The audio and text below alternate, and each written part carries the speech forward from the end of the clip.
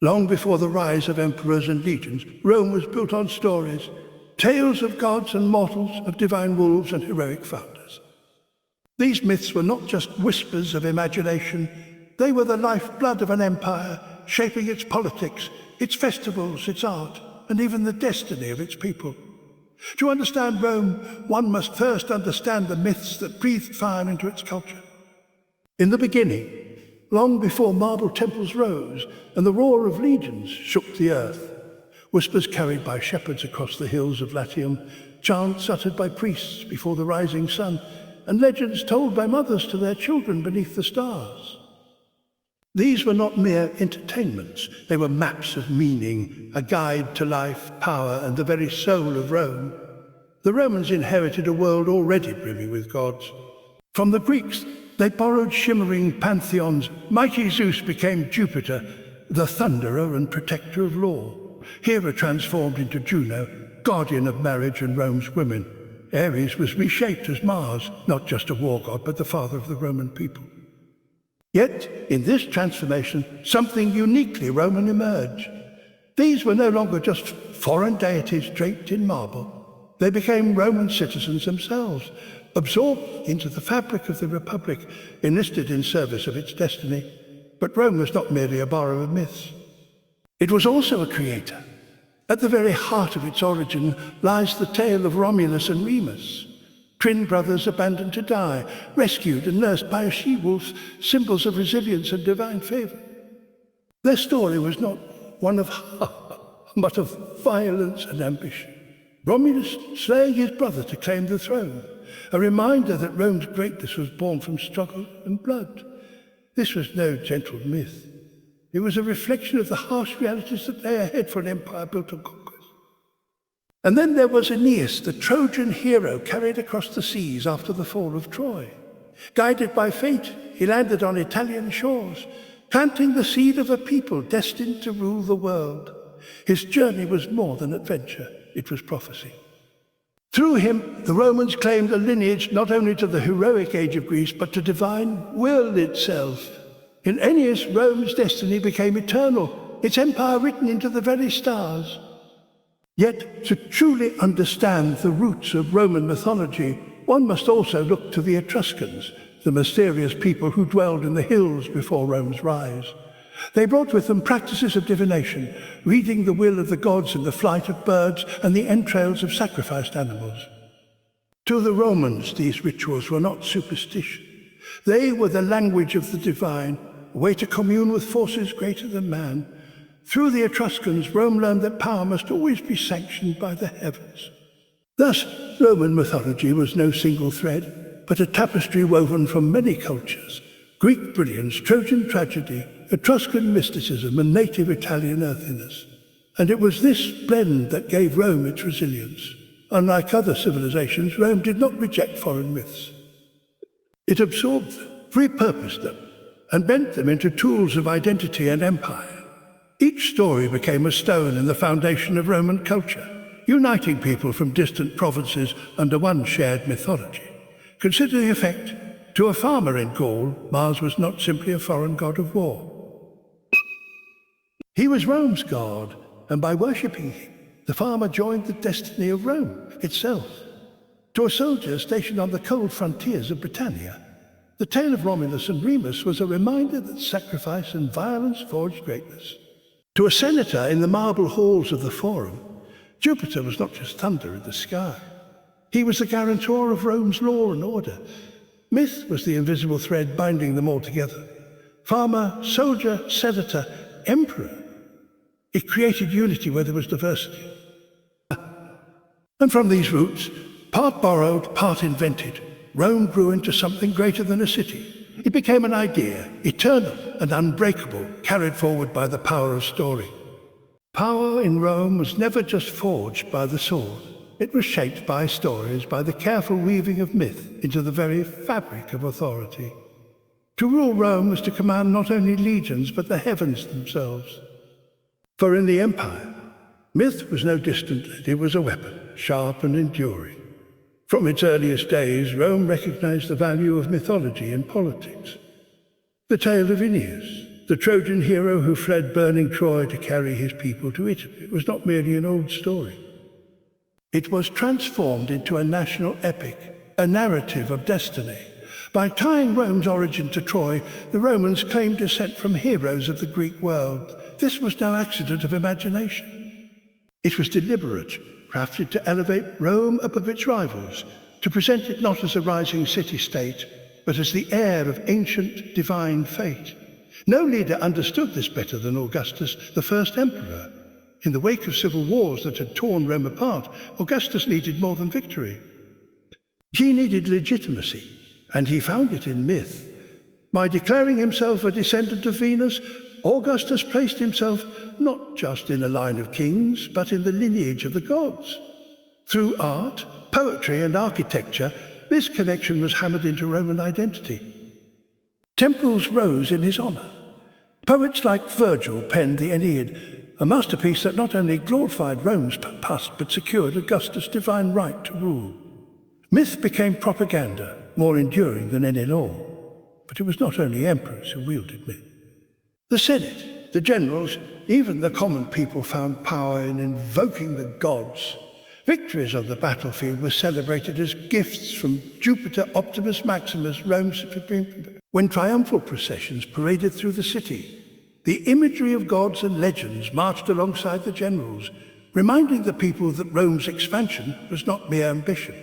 It was the fulfillment of divine will. Coins, too, carried this message. A simple denarius, passed from soldier to merchant to farmer, bore not just the face of an emperor, but symbols of gods. Mars for war, Venus for love and prosperity, victory spreading her wings. Every exchange of currency reinforced the idea that the empire's wealth, its power, even its everyday life, was safeguarded by the divine. Yet myth's power was not only to glorify, it was also to warn. Legends like the punishment of Niobe or the downfall of arrogant kings served as reminders that hubris against the gods led to ruin. For Rome, these stories became political lessons whispered into ears of rulers who dared to overstep. Myth was both crown and chain, granting authority, but also threatening it should the gods be defied. And consider the provinces, lands far beyond the Italian heartland, where conquered people spoke different tongues and worshipped different gods. Rome faced a challenge: how to unite them under one banner. The answer was myth. Roman gods absorbed local deities, creating a seamless blend of identities. In Gaul, Mars merged with local war gods. In Egypt, Isis found a place within Roman temples. By adapting, Rome made its mythology universal, a bridge across cultures. Where the sword conquered, myth secured loyalty. Perhaps the greatest testament to the power of myth lies in the city itself. Rome's architecture was not just practical, it was symbolic. The great temples of Jupiter on the Capitoline Hill, the forum statues of gods and heroes, the arches that commemorated divine victories, all spoke the language of myth in stone. To walk through Rome was to walk through its stories, to feel the presence of God shaping every aspect of life. In the end, mythology was Rome's greatest tool of power. It justified wars, sanctified rulers, united peoples, and etched the empire's destiny into eternity. Armies could fall, borders could shrink, emperors could die, but the myths endured.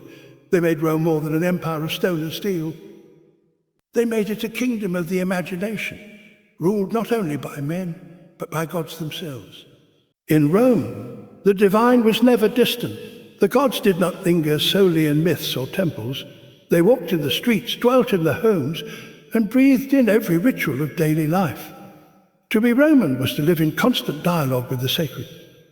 For religion was not a matter of belief alone. It was practice, discipline, and above all, duty. The Romans saw themselves as bound by a sacred contract with their gods, the Pax Deorum, the peace of the gods.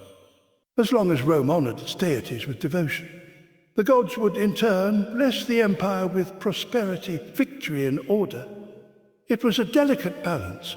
If the gods were neglected, disaster would follow.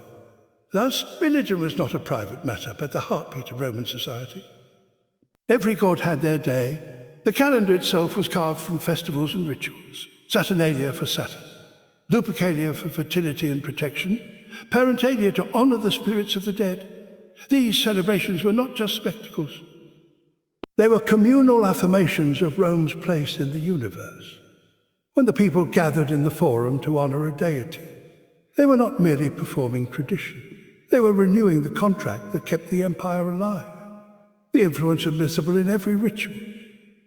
Take Saturnalia, a festival of reversal, where masters served slaves, gifts were exchanged, and the world was turned upside down.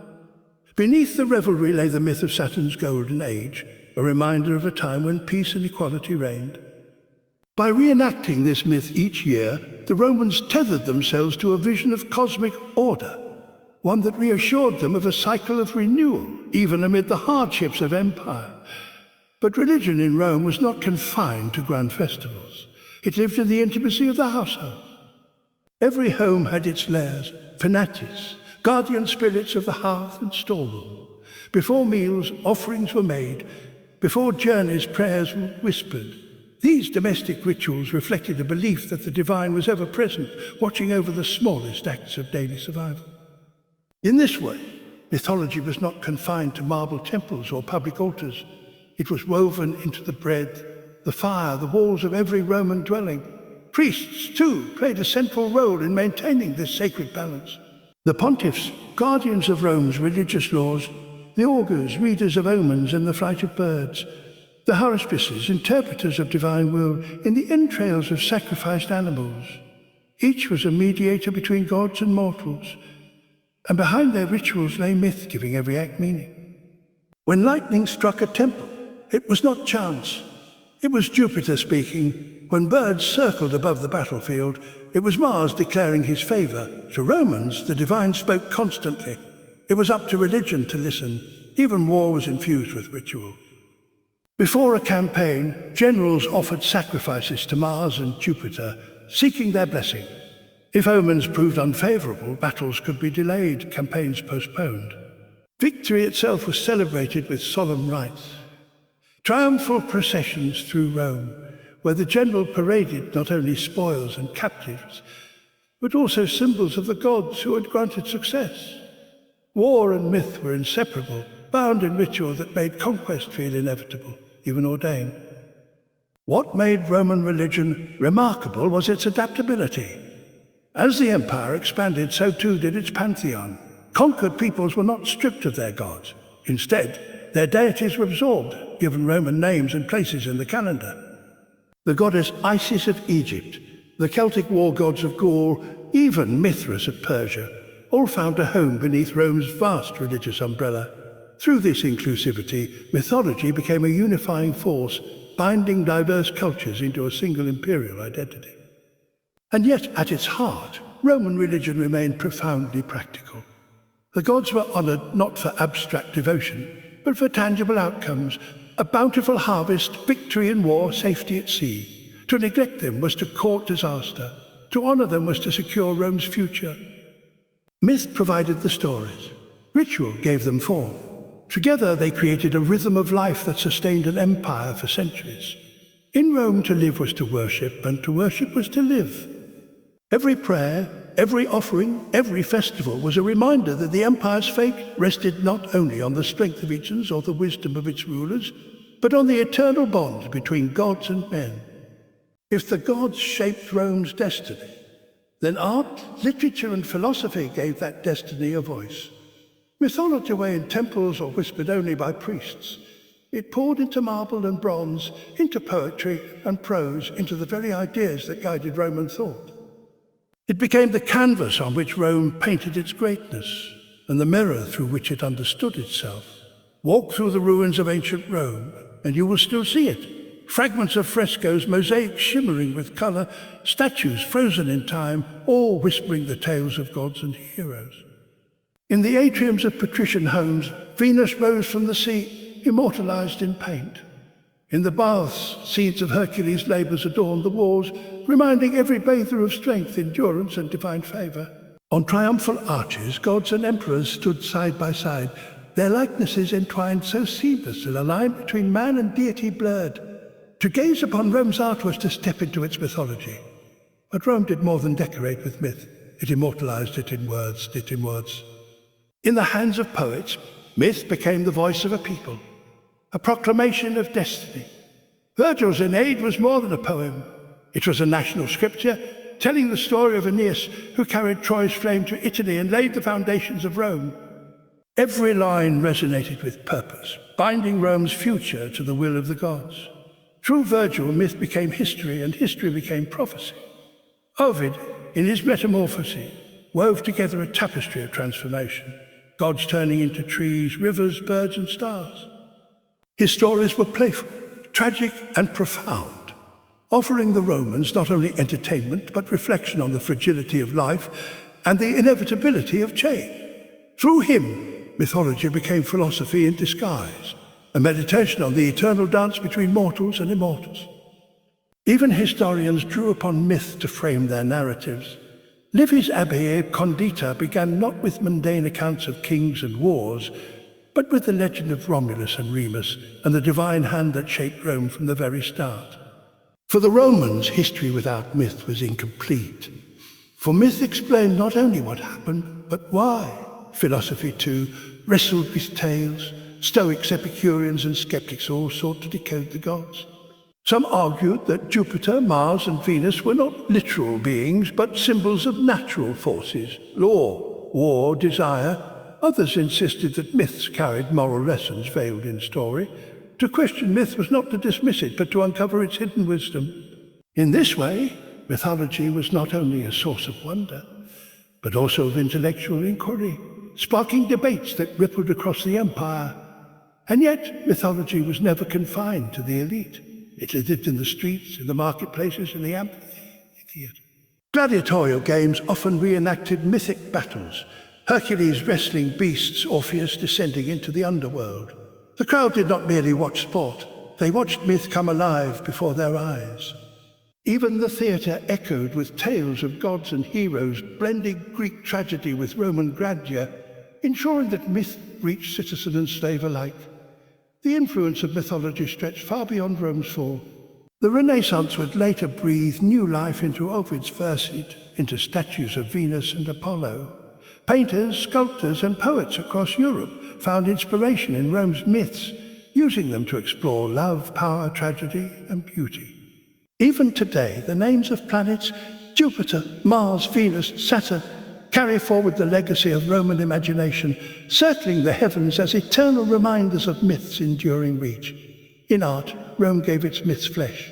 In literature, it gave them voice. In philosophy, it gave them meaning. Together, they ensured that the stories of gods and heroes would not fade with the empire's decline, but echo across centuries, shaping not just Rome, but the very foundations of Western culture.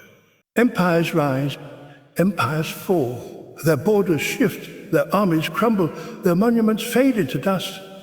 At Rome was different. Though its legions are silent and its emperors long dead, its mythology endures, shaping worlds that the Romans themselves could never imagine. The stories they told did not die with the empire. They became seeds, scattered across centuries, taking root in cultures far beyond the Tiber's banks. The most enduring legacy of Roman mythology lies in its ability to adapt to survive a new form. When the empire gave way to the tide of Christianity, many might have thought the old gods would vanish into oblivion. Yet their echoes remained. Festivals like Saturnalia, once honoring the god of plenty with feasts and gift-giving, left imprints on later winter celebration. The imagery of victory, once a winged goddess carved into marble, found its way into Christian angel. Even the architecture of temples influenced the great cathedrals that rose in their place. Rome's gods may have been dethroned, but their shadows lingered in every ritual, every stone, every story retold. The influence stretched into language itself. Look to the sky. The planets still bear their Roman names: Mercury, Venus, Mars, Jupiter, Saturn, celestial reminders of myth orbiting above our modern world. The days of the week, too, whisper Rome's memory, echoing with the names of their deities. Without realizing it, every glance at a calendar, every upward look at the stars connects us back to those ancient tales. In literature, Rome's myths proved immortal. Medieval monks preserved Virgil and Ovid, copying their works by candlelight in monasteries. During the Renaissance, those same texts ignited a cultural rebirth. inspiring painters, sculptors and poets to once again breathe life into Venus, Jupiter and Mars. Botticelli's Birth of Venus, Shakespeare's endless references to Roman heroes, Michelangelo's gods painted on the Sistine ceiling, all drew directly from the mythology of Rome. Through these revivals, myth became not only Roman heritage, but universal human heritage. Even in politics, Rome's mythology cast a long shadow. The very idea of a city destined to rule, of a civilization born under divine favor, has echoed through history. Nations seeking legitimacy often turned to Rome as their model. The American founding fathers studied Rome's myths and republic, adopting its imagery and language. The fasce, a Roman symbol of authority, appears even today in government buildings. Rome's myths of power and destiny became templates for generations who dreamed of empire and order. Yet perhaps the greatest cultural impact of Roman mythology lies not in politics, not in art, not even in religion, but in the timeless archetypes it gave the world. The abandoned child who rises to greatness like Romulus and Remus, the tragic wanderer seeking a promised land like Aeneas, the capricious gods who toy with human fate, reflecting both the beauty and cruelty of life. These archetypes still shape our films, our novels, our dramas. From epic fantasies to modern blockbusters, Rome's myths live on, repackaged but unchanged at their core. And so, in every sense, Roman mythology has achieved what its empire could not, true immortality. The stones of the Colosseum may crumble, but the tales endure in classrooms, in art galleries, in literature, in the very imagination. Rome may no longer command armies, but through its myths, it still commands the human spirit. The legacy of Roman mythology is not confined to the past. It lives in the present, woven into the very fabric of our culture. For as long as humans tell stories of gods and heroes, of fate and destiny, of love and war, Rome will never truly fall. Its empire remains, not of land and power, but of imagination. Rome was more than an empire of stone and steel. It was an empire of stories. Myths of gods and heroes shaped its foundations, guided its rulers, sanctified its victories, and bound its people together. They filled its temples, its books, its art, and its daily rituals until Rome itself became a myth, an eternal city woven into the memory of the world. And though the legions are gone, the stories endure. We still look to the skies and see Mars, Jupiter, and Venus. We still read of Aeneas and Hercules, of Romulus and Remus, of gods who walked among mortals. We still live in a world shaped by the imagination of Rome. Their myths remind us that stories are not fragile things. They outlast empires, they outlast kings. They are the one true immortality humanity has ever known. So what lesson remains for us? It is this: never underestimate the power of story. Myths built Rome, sustained it, and carried its legacy far beyond its fall. And in our world today, a world of shifting borders, of rising and falling powers, stories remain just as vital.